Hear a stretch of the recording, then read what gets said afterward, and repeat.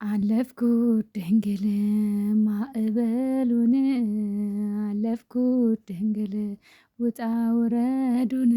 አቤት ይህን ዘፈን አልኩ ስማ የዘፈን መንፈስ የተወጋ ይሆን?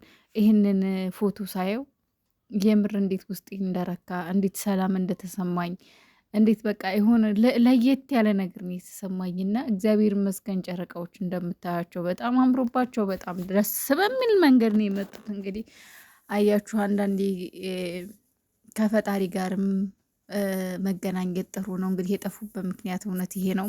በቲክቶክም ሆነ በምንም ጥፍት ብለው ቆይተው ነበረ። እንግዲህ ከትላንት ወዲያ የመጡ ናቸው። የትም ቦታ አላየናቸውም፣ ግን እንደምታያቸው ቤተ ክርስቲያን ላይ ደስ በሚል ሁኔታ ሀይሚዬም በሚያምር መልኩ ፍፄም ቡቡዬም እንግዲህ ሁሉንም አልፈነዋል። እግዚአብሔር ይመስገን ብሏል። አሜን። እግዚአብሔር ይመስገን፣ ፈጣሪ ይመስገን።